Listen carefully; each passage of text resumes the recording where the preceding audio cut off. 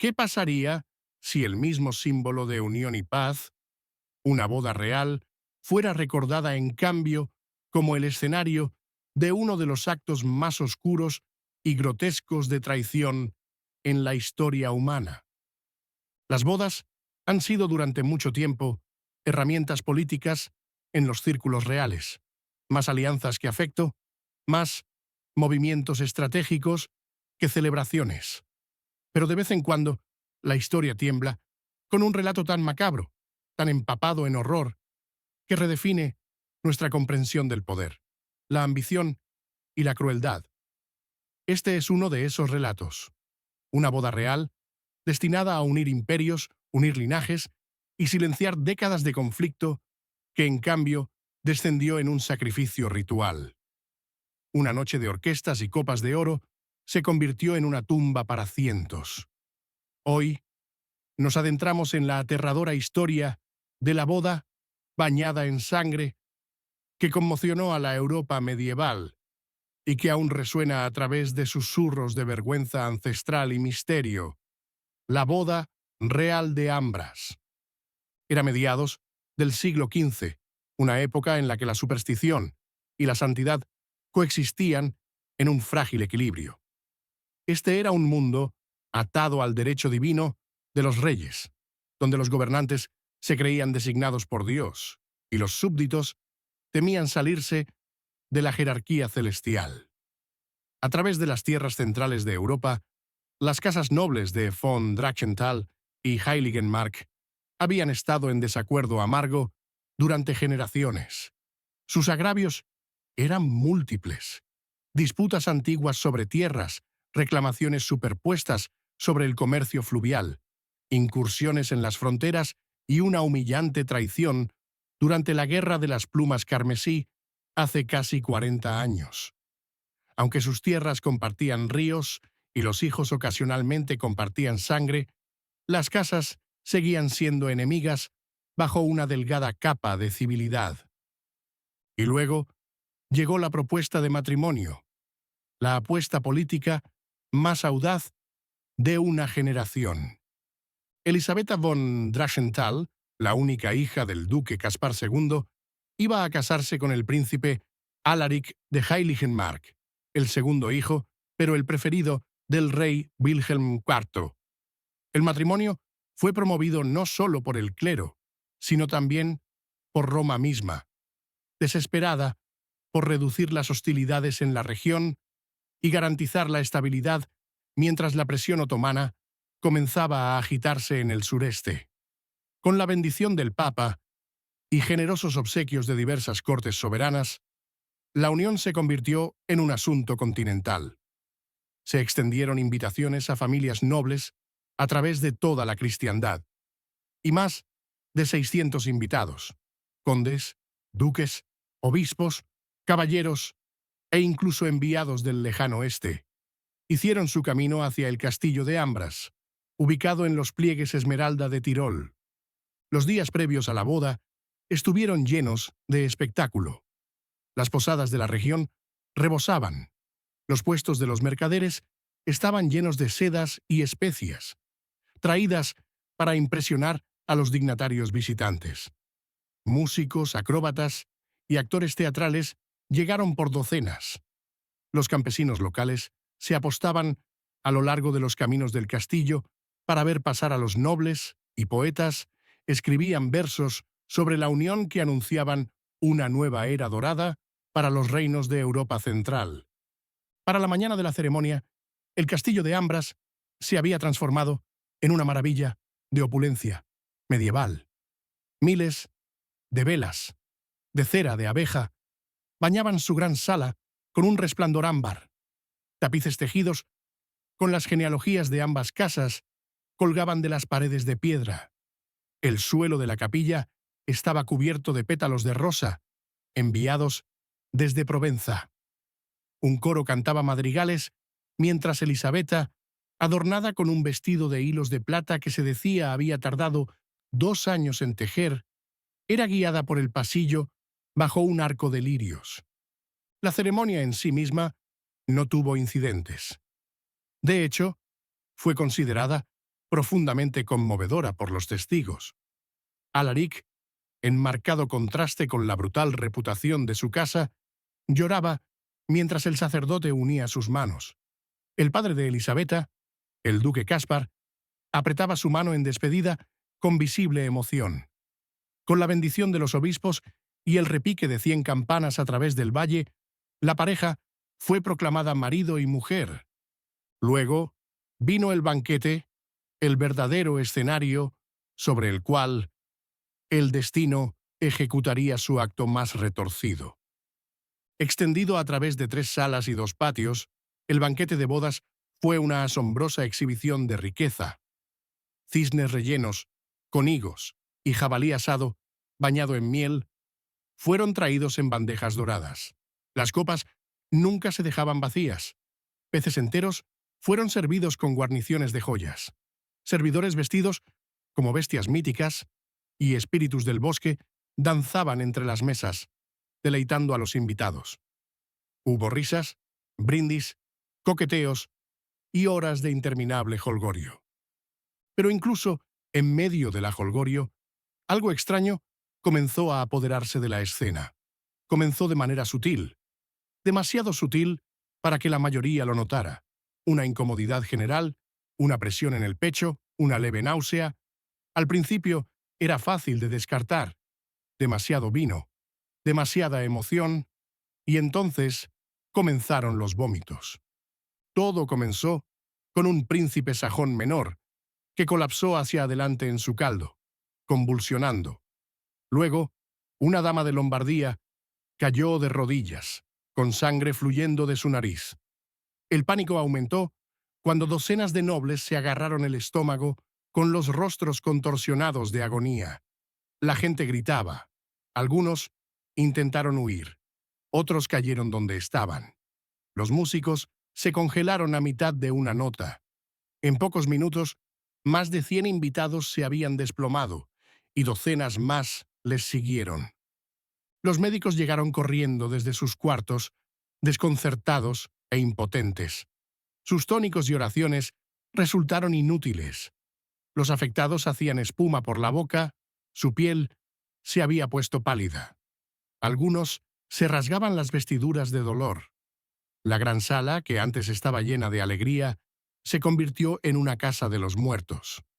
El olor del perfume y la carne asada fue reemplazado por bilis y muerte.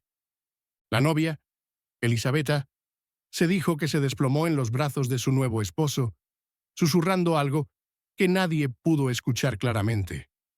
Alaric, en desesperación, intentó convocar a la guardia para llevarla, pero él también pronto se dobló. Murieron entrelazados, rodeados de copas rotas y espectadores silenciosos. A la mañana siguiente, más de 412 invitados yacían muertos, y el resto, los pocos que sobrevivieron, quedaron marcados para siempre. La mayoría nunca habló de lo que había visto. Algunos se retiraron de la vida pública. Unos pocos ingresaron a monasterios o hicieron peregrinaciones que duraron el resto de sus días. De los que vivieron, ninguno asistió a otra boda. Se tardaron semanas en limpiar y purificar el castillo. El valle debajo de Ambras se llenó de tumbas. La peste fue la primera teoría. El castigo divino, la segunda. Pero a medida que más sobrevivientes aparecieron y los relatos se consolidaron, una sospecha mucho más oscura comenzó a arraigarse, que esto no había sido un accidente, que alguien había orquestado la masacre. Algunos sirvientes, demasiado de bajo rango para haberse envenenado ellos mismos, susurraban acerca de barriles extraños en las cocinas. Vino que no había venido de los proveedores habituales. Otros hablaban de visitantes enmascarados vistos en las bodegas días antes del evento. Hubo rumores de un cocinero que desapareció la noche anterior al banquete. Y luego, la pista más condenatoria, una carta descubierta en la cámara del Lord Matthias von Drahn, primo de Elisabetta, conocido por su radical oposición al matrimonio. La carta escrita en cifrado detallaba un plan que involucraba agentes consagrados, sangre de purificación y la última cena de falsa unidad. De repente, una nueva teoría se apoderó de las cortes de Europa, que la boda no solo había sido envenenada, sino que se había usado como un escenario para un sacrificio humano ritualizado. ¿Con qué fin? Las teorías variaban. Algunos creían que Matías pertenecía a una secta secreta dedicada a purgar líneas de sangre impuras de la nobleza europea. Otros sospechaban que había hecho un pacto con dioses precristianos con la esperanza de restaurar el estatus perdido de su familia. Muchos más lo veían como un golpe político calculado para eliminar reclamos rivales de un solo golpe. Lo que es cierto es esto: Matías nunca fue encontrado. Su cuarto había sido vaciado. Sus caballos desaparecieron. Sus guardias o eran cómplices o estaban muertos. El rey Wilhelm IV, que lamentaba la muerte de su hijo preferido, lanzó una brutal inquisición. Decenas de nobles menores y sirvientes fueron torturados. Algunos confesaron brujería, otros rebelión, muchos nada en absoluto. Los cuerpos se quemaron en las plazas del pueblo. Se asaltaron monasterios. Familias enteras desaparecieron bajo sospecha. Y sin embargo, nunca emergió una respuesta clara. La masacre de Ambras siguió siendo un misterio, uno demasiado aterrador, tal vez, para que toda la verdad saliera a la luz. Con el tiempo, el evento pasó a ser parte del folclore. En los valles tiroleses se conoció como Die Blutbrautnacht, la noche de la novia sangrienta. Se advertía a los niños que si se portaban mal, el fantasma de Lady Elisabetta aparecería en sus sueños, llorando sangre. Algunos dicen que cada 50 años la capilla en Ambras florece con rosas a pesar de que no hay jardineros que las cuiden, y que las paredes de la gran sala aún susurran en las noches de invierno. Siglos después, los historiadores siguen divididos. ¿Fue un asesinato político a gran escala? ¿Un ataque químico fallido en una época anterior a la química? ¿O algo más antiguo, más extraño, un rito enterrado bajo capas de historia y horror? Cualquiera que sea la verdad, la boda real de Ambras permanece como uno de los recordatorios más escalofriantes de que en el mundo de coronas y cortes el mayor peligro no proviene de la espada, sino del banquete. A medida que la historia de la masacre de la boda de Ambras se difundió por toda Europa, se transformó de un trágico evento histórico a algo de una oscura leyenda. Durante generaciones, persiguió no solo a las familias reales, sino también a la gente común. Sus implicaciones fueron de gran alcance, ya que representaba un desafío directo a la propia naturaleza de la autoridad real y la santidad de los matrimonios reales. Sin embargo, la verdadera causa de las muertes masivas en el castillo de Ambras seguía envuelta en misterio. Fue realmente un acto de envenenamiento masivo, una maniobra política que salió terriblemente mal, ¿o había algo mucho más insidioso acechando detrás del caos de esa noche? Durante años, las cortes de Europa permanecieron cautivadas por el escándalo, con susurros de traición llenando los pasillos de reyes y reinas. A medida que el siglo XV se desvanecía en el XVI, muchas de las familias más influyentes del mundo quedaron tambaleándose, no solo por la pérdida de vidas, sino también por la pérdida de honor. El concepto de derecho divino, la idea de que los monarcas y los nobles eran elegidos divinamente para gobernar, había sido sacudido hasta sus cimientos. Si una de las bodas de mayor perfil de la historia reciente podía ser tan completamente interrumpida por una conspiración sombría, ¿qué decía eso sobre la verdadera naturaleza del poder en esas cortes? Uno de los impactos más profundos de la masacre se sintió en las secuelas dentro de las dinámicas de poder de la región centroeuropea. La familia Heiligenmark, ya una casa formidable, se encontró en una posición precaria. El príncipe Alaric había sido ungido como el nuevo heredero al trono de Heiligenmark, pero su prematura muerte en su boda proyectó una larga y oscura sombra sobre la familia real. Sin heredero, sin línea directa, significaba que el trono sería disputado, y las facciones rivales dentro del reino comenzaron a pelear por el poder. El vacío político, creado por la masacre, llevó al descontento y las luchas internas. Incluso con el rey de Heiligenmark, Wilhelm IV, lamentando la pérdida de su hijo, su autoridad se vio debilitada. Para el mundo, parecía que Heiligenmark no solo había perdido a su hijo, sino también a su legítimo heredero, y posiblemente a su trono. Aún más urgente era la cuestión de la verdadera causa detrás de las muertes.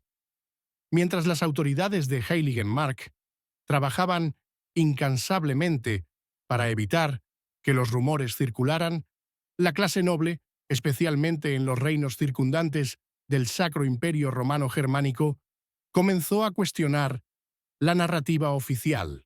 ¿Qué sucedió realmente esa noche en el castillo de Ambras? Los informes oficiales del evento, que fueron transmitidos por varios historiadores de la corte, hablaban de envenenamiento alimentario, posiblemente exacerbado por la mala calidad de los productos importados, pero muchos consideraron esa explicación completamente insuficiente. En los meses siguientes, a medida que el paisaje político de la región cambiaba drásticamente, una serie de eventos misteriosos pareció profundizar el misterio de Ambras. Una carta anónima llegó a varias cortes de Europa, escrita en el estilo críptico de aquellos que pertenecían a facciones secretas o sociedades subterráneas. La carta describía los eventos de esa fatídica noche no como un accidente, sino como un acto orquestado de sacrificio ritual. Detallaba una conspiración dentro de la familia real de Heiligenmark, sugiriendo que las trágicas muertes formaban parte de un plan mucho más grande y antiguo para purificar la línea de sangre. Según la carta, la Casa Real había estado secretamente involucrada durante mucho tiempo con una sociedad antigua dedicada a dioses de la fertilidad y la muerte, y la boda en Ambras había servido como una oportunidad perfecta para sacrificar a un gran número de individuos de alta alcurnia para apaciguar a esos dioses olvidados. La idea de la participación real en rituales ocultos no era nueva para la nobleza europea. A lo largo de la historia, los gobernantes a menudo habían estado vinculados a sociedades secretas, prácticas esotéricas y extraños ritos. Algunos afirmaban que la élite política, tan arraigada en su poder, recurría a prácticas ocultas para mantener el control, buscando fuerza en lo sobrenatural e intentando influir en el destino mismo. Aunque la mayoría desestimaba tales rumores, los detalles inquietantes de la carta sobre los preparativos en Ambras, la selección de familias nobles específicas, los extraños preparativos para el banquete de bodas y las referencias a un culto precristiano oscuro, avivaron el fuego de la especulación.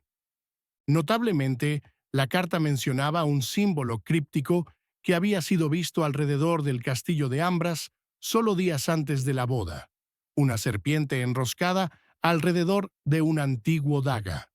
Este símbolo, explicaba la carta, estaba relacionado con el antiguo dios de la muerte, una deidad que se decía que había sido adorada por tribus tempranas antes del ascenso del cristianismo en la región. Se decía que la serpiente y la daga representaban la dualidad, la vida y la muerte entrelazadas en un ciclo de poder eterno. Dichos símbolos, aunque fácilmente desestimados por los no iniciados, eran considerados con intensa reverencia por estudiosos ocultos y sociedades secretas. Muchos de estos estudiosos, que ya sospechaban de tales prácticas ocultas dentro de los círculos nobles, comenzaron ahora a conectar los puntos. A medida que la carta llegó a las manos de eruditos y nobles por igual, una creciente facción de intelectuales comenzó a entretener la noción de que la masacre de la boda no era simplemente una intriga política, sino un acto oscuro y sacrificial arraigado en una tradición más antigua, un sacrificio diseñado para restablecer las dinámicas de poder en Europa Central. La sociedad mencionada en la carta se sospechaba que era una orden clandestina, una que buscaba manipular el destino de líneas de sangre enteras, alterando el curso de la historia a través de actos calculados de violencia disfrazados como rituales. Se decía que la sociedad tenía miembros en varias familias nobles y que sus prácticas estaban diseñadas para garantizar la pureza y longevidad de su poder. Si esa sociedad existía o no seguía siendo un misterio, pero a medida que los susurros de ella se extendían, más y más personas estaban convencidas de que los eventos en Ambras no fueron nada al azar. La familia real de Heiligenmark, desesperada por silenciar más rumores, trabajó incansablemente para suprimir la circulación de la carta, pero ya había desatado una tormenta. Para muchos, la idea de que la masacre había sido un acto calculado político, alineado con los rituales de un culto, era mucho más perturbadora que la idea de que simplemente se trató de un caso de mala comida. Pintaba una imagen mucho más oscura de hasta dónde la aristocracia estaría dispuesta a llegar para mantener el control y, al hacerlo, habría un nuevo capítulo en la historia de las sociedades secretas dentro de la clase noble de Europa. Al mismo tiempo, muchos en el clero comenzaron a ofrecer diferentes interpretaciones. Para algunos, las muertes fueron vistas como un castigo divino. El Papa mismo intervino, declarando que el evento fue un acto del juicio de Dios, aunque no se atrevió a identificar a los pecadores. Para los religiosos, la noción de que se había involucrado sacrificio humano era inaceptable. Insistieron en que los nobles involucrados estaban siendo castigados por su arrogancia y su desdén por la sagrada institución del matrimonio, una institución destinada a unir no solo dos familias, sino también dos almas ante Dios. Para algunos, la idea de la retribución divina tenía su propio poder. El temor a la ira de Dios, particularmente en una época donde la creencia en milagros y el castigo sobrenatural era una fuerza dominante, llevó a muchos a preguntarse si la verdadera explicación detrás de las muertes tenía un origen divino o metafísico. Al final, la explicación de la Iglesia sirvió para desviar la sospecha de la élite política, ayudando a sofocar cualquier investigación adicional sobre las fuerzas más profundas y oscuras que podrían haber estado en juego. Pero a pesar de todas las explicaciones, la pregunta central seguía siendo: ¿quién estaba detrás de la masacre? La investigación de los eventos que rodearon la boda continuó durante años, pero nunca surgieron pruebas concluyentes. La familia de Alaric intentó obtener apoyo, pero su dolor quedó eclipsado por la creciente presión política. La familia von Drachenthal, dirigida por el padre de Elisabetta, el duque Caspar II, también enfrentó un intenso escrutinio. Con el tiempo, ambas familias sufrieron una influencia decreciente. Muchas de sus tierras fueron absorbidas por vecinos oportunistas, ansiosos por aprovechar el paisaje político desestabilizado. La nobleza de las regiones circundantes hizo sus propios movimientos para consolidar poder, y las tierras que alguna vez pertenecieron a las familias Heiligenmark y von Drachenthal fueron divididas. Finalmente, El castillo de Ambras, el otrora glorioso escenario de la boda y su subsiguiente carnicería, se convirtió en un sombrío vestigio, un memorial de los horrores que allí ocurrieron.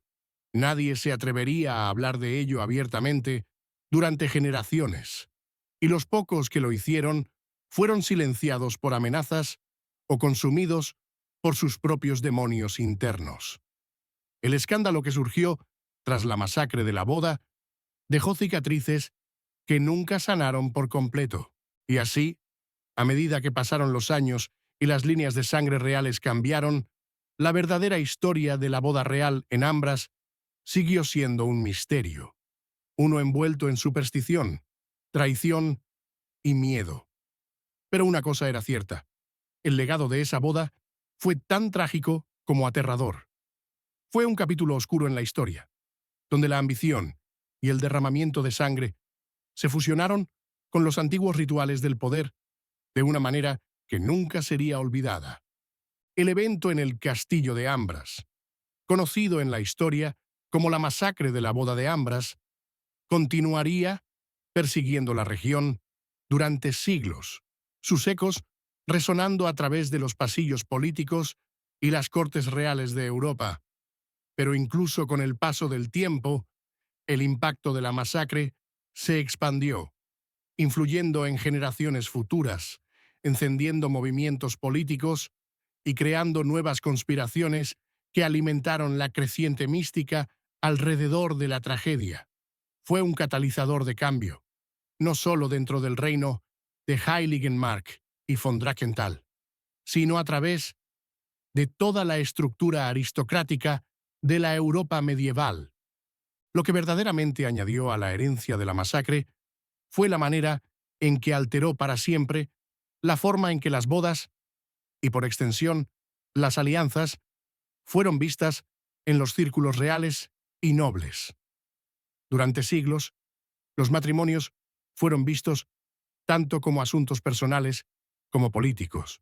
Sin embargo, la masacre de la boda de Ambras añadió una escalofriante nueva capa a la idea de las uniones reales. No eran solo una cuestión de fusión familiar o diplomacia política, sino también un juego peligroso, uno que podía terminar en derramamiento de sangre si alguien percibía una amenaza para su propio poder. Estableció el escenario para un cambio en la relación entre los gobernantes, sus súbditos e incluso sus familias. En los años posteriores a la tragedia, Europa vio un número creciente de matrimonios entre la realeza y la nobleza que fueron arreglados con aún más cautela. Hubo un creciente entendimiento de que los matrimonios políticos, aunque antes vistos como símbolos de unidad y paz, ahora estaban plagados de sospecha y miedo. El concepto de matrimonios sacrificiales comenzó a surgir en algunos círculos, donde las familias nobles enviaban discretamente a sus hijas o hijos a unirse, con la expectativa de que, si el matrimonio fracasaba, se convertirían en chivos expiatorios o mártires para la supervivencia política de la familia. Tras Ambras, algunos gobernantes comenzaron a creer que las alianzas matrimoniales no solo trataban de fortalecer los lazos políticos, sino también de asegurar la preservación de una línea de sangre por cualquier medio necesario, incluso si eso significaba recurrir a medidas más oscuras y extremas.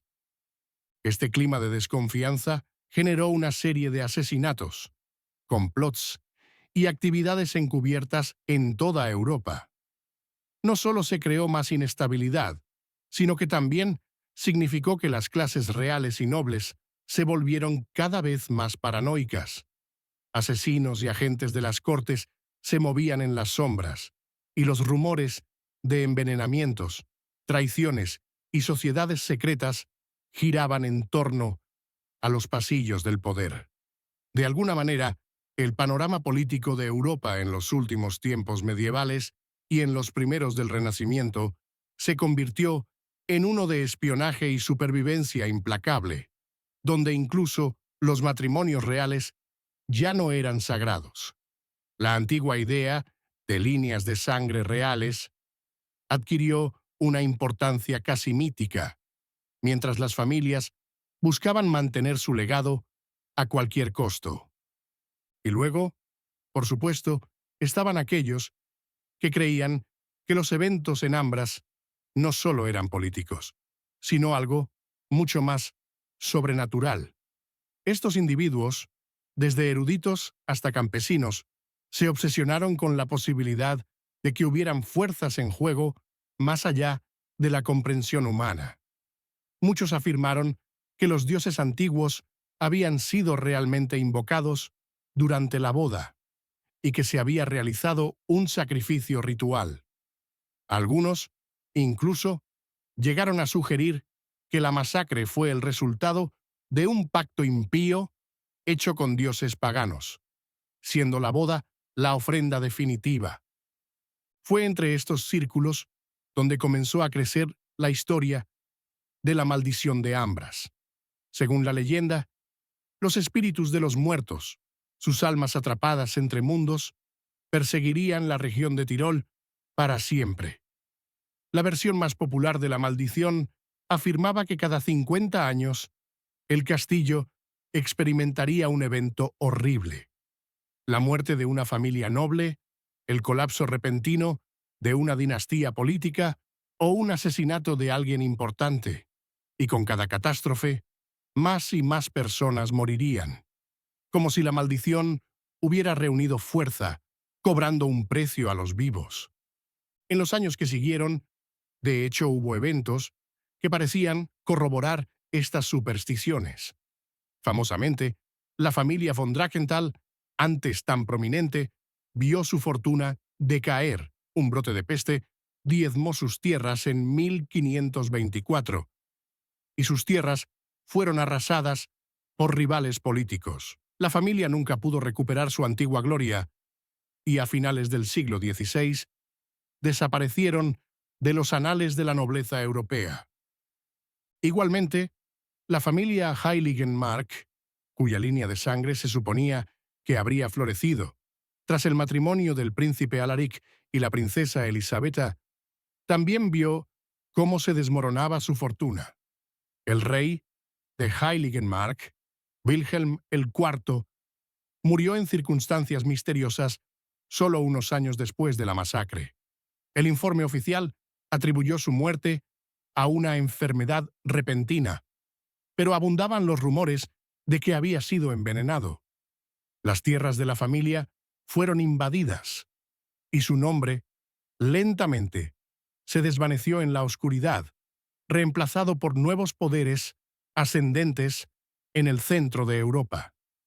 Mientras algunos vieron estos eventos como meras coincidencias, el legado perdurable de la masacre de la boda de Ambras continuó moldeando el panorama político.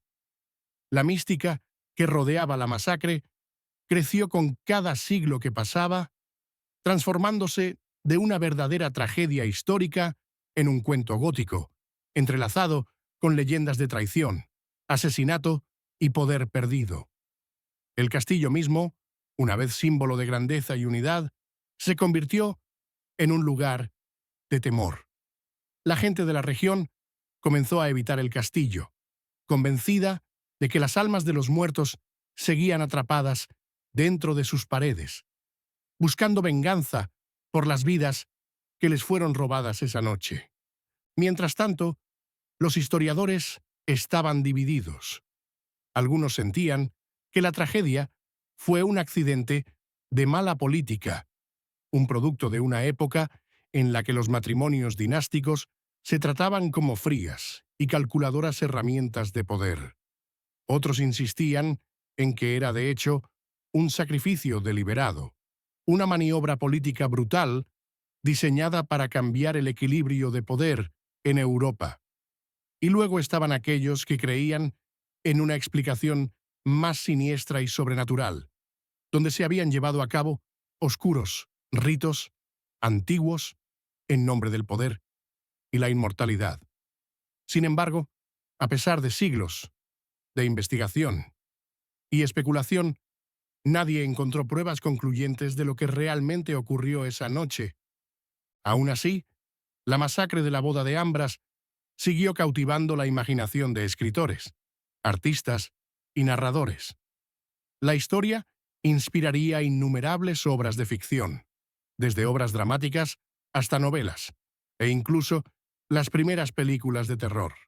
La imagen de la novia y el novio, sus últimos momentos congelados en un abrazo desesperado, sus vidas y esperanzas truncadas, se convertiría en un símbolo icónico de tragedia política y amor condenado. Era como si la masacre no solo hubiera alterado el curso de la historia, sino también influenciado la manera en que la humanidad veía el poder, la traición y el sacrificio. En los siglos posteriores a la masacre, el castillo de Ambras mismo se convirtió en un punto de atracción para turistas e historiadores por igual. El otrora Palacio Real cayó en ruinas, con partes del edificio colapsando y las tierras a su alrededor cubriéndose de hiedra salvaje. Sin embargo, el relato del banquete de bodas, el festín envenenado, las maquinaciones políticas y las misteriosas muertes seguía capturando la atención del público. Muchos peregrinos y turistas afirmaban escuchar susurros cuando visitaban el castillo por la noche, con sus pasos resonando por pasillos vacíos, como si el pasado aún estuviera vivo dentro de sus paredes en descomposición. Algunos incluso decían que en el aniversario de la masacre, el castillo parecía cobrar vida con luces extrañas, parpadeando a través de ventanas rotas e iluminando la oscuridad circundante.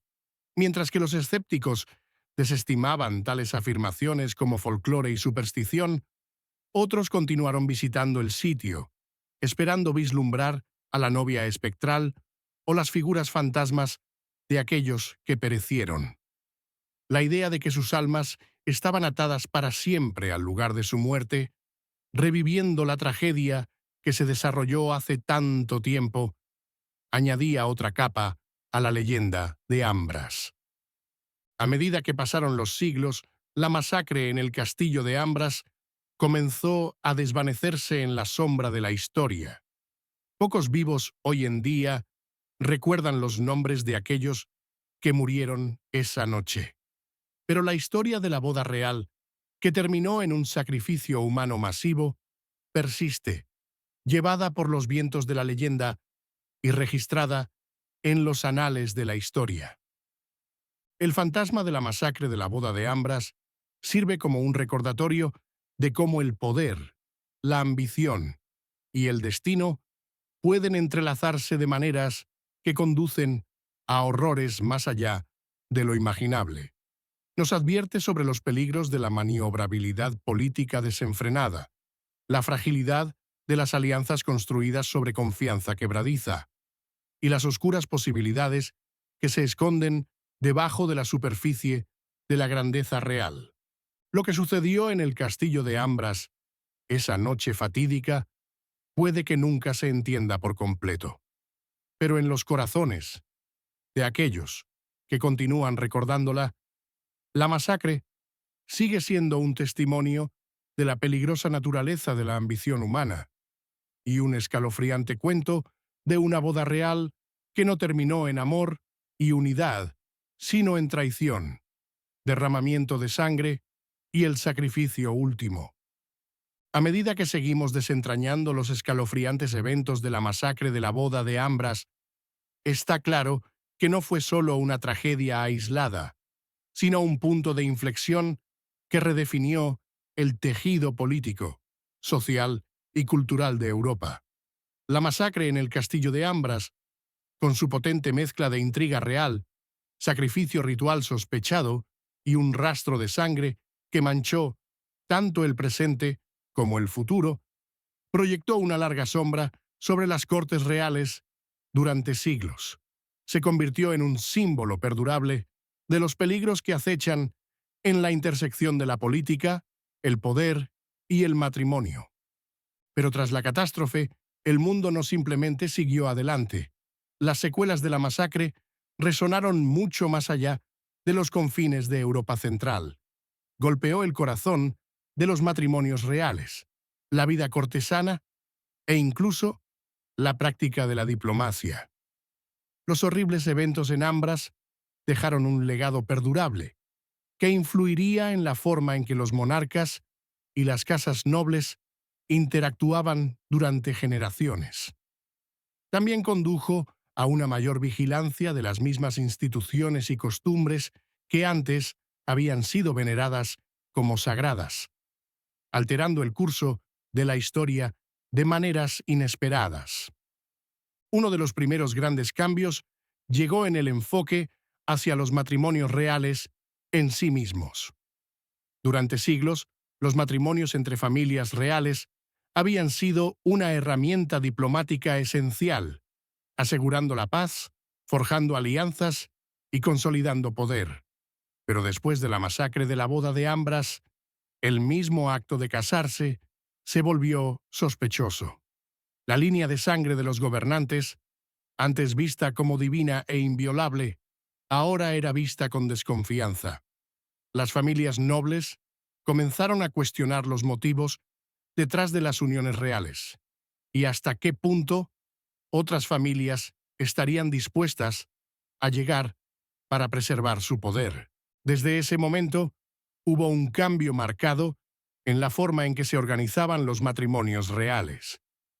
Mientras que en siglos anteriores, estas uniones se celebraban como grandes eventos, a menudo llenos de opulencia y espectáculo público, la ceremonia de matrimonio se convirtió en algo más sombrío y mucho más guardado. Ya no era simplemente una unión de familias, sino un juego de ajedrez político, uno donde los matrimonios ahora se escrutaban en busca de amenazas potenciales para el poder. Las ambiciones se volvieron más encubiertas y la sospecha se instaló en cada rincón de las cortes reales. ¿Eran las ofertas matrimoniales genuinas o eran esquemas disimulados para ganar influencia o eliminar a un rival político? Las repercusiones también se sintieron en la propia naturaleza de las alianzas entre reinos. Donde antes las alianzas matrimoniales se celebraban y se veían como la base de una paz duradera, comenzaron a ser vistas con aprensión. Los reyes y las casas nobles de toda Europa comenzaron a desconfiar de tales uniones, y la idea, antes tan apreciada, de la paz dinástica, comenzó a desmoronarse. Incluso cuando se celebraban nuevos matrimonios, las alianzas se volvieron cada vez más frágiles, algunas incluso cargadas de tensión, miedo y espionaje encubierto. Además, el legado de la masacre alimentó un resurgimiento del ocultismo, la superstición y las sociedades secretas.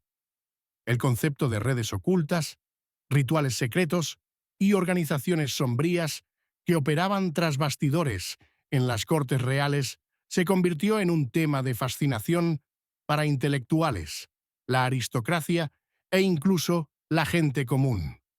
Para aquellos interesados en lo arcano, los eventos en Ambras se convirtieron en algo más que una tragedia política.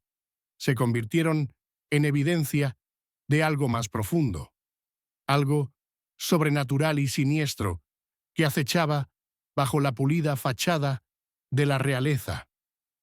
En toda Europa, las prácticas ocultas comenzaron a ganar terreno nuevamente, con sociedades dedicadas al culto de dioses antiguos y la búsqueda de conocimientos esotéricos.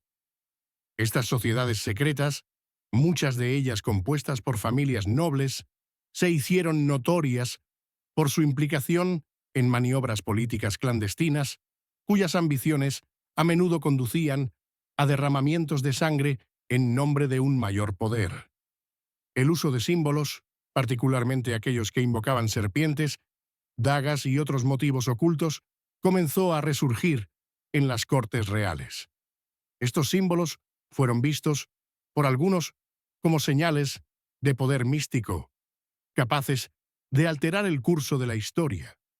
Con su regreso, vino un aire de paranoia, ya que los gobernantes y las casas nobles comenzaron a ver amenazas potenciales en sus alianzas, sus matrimonios e incluso en sus consejeros más confiables. Sin embargo, a pesar de la creciente obsesión con las sociedades secretas y las prácticas ocultas, el mundo político no permaneció quieto. Por el contrario, el panorama político de Europa, tras la masacre, cambió drásticamente, dando paso a una era de paz inestable y guerra perpetua. La falta de un heredero sólido en Heiligenmark arrojó a la región al caos, y las potencias rivales aprovecharon la oportunidad para expandir su influencia. Reinos más pequeños, previamente contentos con mantenerse en los márgenes de la política europea, ahora vieron una oportunidad para desafiar a las potencias establecidas. Las casas reales debilitadas, en particular los Heiligenmark y los von Drachenthal, se vieron aún más desestabilizadas por una serie de confrontaciones militares lideradas por casas nobles ambiciosas que buscaban llenar el vacío de poder dejado por la masacre. Las tierras que una vez controló la familia Heiligenmark fueron lentamente despojadas. Reinos vecinos e incluso grupos mercenarios, siempre rápidos para explotar una monarquía debilitada, lanzaron campañas agresivas para reclamar territorios. A finales de 1500, la dinastía Heiligenmark estaba al borde de la extinción, su nombre consignado a los anales de la historia. El legado del príncipe Alaric, el desdichado novio, se redujo a susurros en las cortes reales. La riqueza y el prestigio de su familia desapareciendo en los pliegues del tiempo. Sin embargo, a pesar de todas las luchas de poder y el caos político que siguieron, el verdadero legado de la masacre de la boda de Ambras puede no haber estado en las consecuencias políticas o en los rumores ocultos. Más bien, residía en el cambio profundamente arraigado en cómo se entendió el poder en las cortes reales. El poder se volvió más insular, más resguardado. Los gobernantes ya no confiaban únicamente en ceremonias públicas, alianzas y tratados. Comenzaron a desconfiar incluso de los más cercanos a ellos. Lo personal, lo político y lo divino se entrelazaron en una compleja red de secretos y luchas de poder. El temor a los asesinatos, envenenamientos y traiciones se extendió rápidamente por las cortes de Europa. Reyes y reinas comenzaron a emplear policías secretos, redes de espionaje y otras formas de vigilancia dentro de sus propias familias. La idea de que los aliados más cercanos pudieran ser enemigos disfrazados se convirtió en una fuerza poderosa dentro de los círculos reales. Esto condujo a un cambio profundo en la forma en que los monarcas gobernaban. Ahora estaban rodeados no solo por cortesanos y sirvientes, sino por una compleja red de espías, informantes y agentes secretos, todos encargados de garantizar que la corona permaneciera segura, a cualquier costo. Tras la masacre, el poder se volvió más efímero, más difícil de definir. Los medios tradicionales para asegurar el control, a través de la fuerza militar, los matrimonios dinásticos y la expansión territorial, ya no eran los únicos caminos hacia la dominancia. En cambio, la capacidad de navegar las complejas redes de intriga, de manipular alianzas políticas desde las sombras y de participar en operaciones encubiertas se convirtió en primordial. La lección de Ambras fue simple. Aquellos que no actuaran en las sombras, que no reconocieran el poder del secreto y la manipulación, serían dejados atrás. Los días de movimientos, de poder obvios, campañas militares audaces, alianzas abiertas y espectáculos públicos habían pasado. El mundo de la política real había entrado en una nueva fase, más insidiosa. Mientras tanto, los susurros que rodeaban la masacre comenzaron a evolucionar hacia algo aún más oscuro. A medida que pasaron los siglos, el legado fantasmagórico de la masacre de la boda de Ambras se convirtió en un punto de referencia para aquellos que veían conspiración y corrupción en todas partes.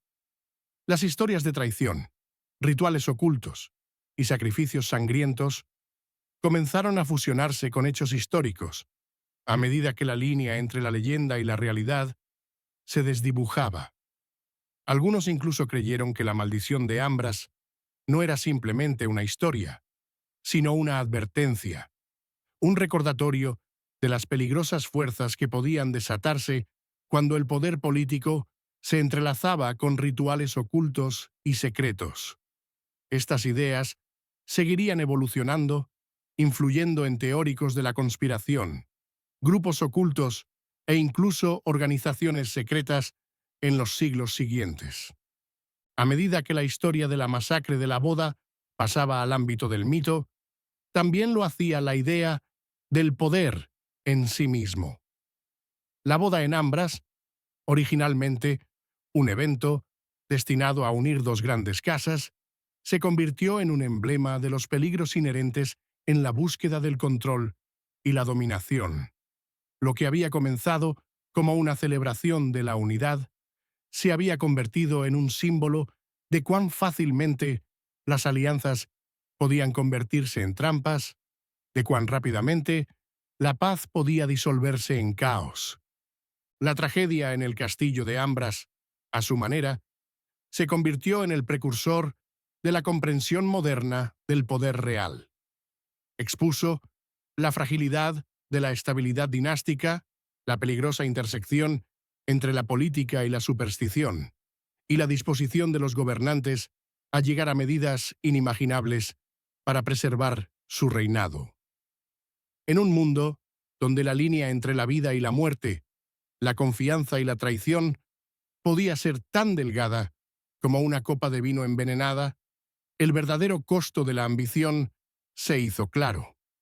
¿Fue la tragedia de la masacre de la boda de Ambras simplemente una historia de advertencia de una boda real que salió mal? ¿O fue algo mucho más grande, un símbolo del peligroso viaje que deben soportar aquellos que buscan el poder? La respuesta, tal vez, nunca se entienda completamente. Pero una cosa es cierta: la sombra de Ambras sigue acechando, incluso mientras el tiempo avanza. La masacre de la boda de Ambras sigue siendo uno de los capítulos más oscuros de la historia real, combinando ambición política, tragedia y oscuras especulaciones en un legado que aún resuena a través del tiempo, ya sea que haya sido un movimiento político calculado, un sacrificio ritual o un trágico accidente. Su impacto alteró para siempre la naturaleza de los matrimonios reales y las alianzas políticas. A medida que la historia continúa ponderando los verdaderos motivos detrás de la masacre, su recordatorio aterrador sobre los peligros del poder y la ambición descontrolados sigue siendo claro. La historia del castillo de Ambras no trata solo de una boda que salió mal, sino de los peligros del poder y el costo del secreto. ¿Cuáles son tus pensamientos? ¿Crees que la masacre fue el resultado de la ambición política o algo mucho más oscuro? Deja tus comentarios a continuación y comparte tu opinión. Gracias por ver. Si te parece interesante, aquí hay otro video interesante.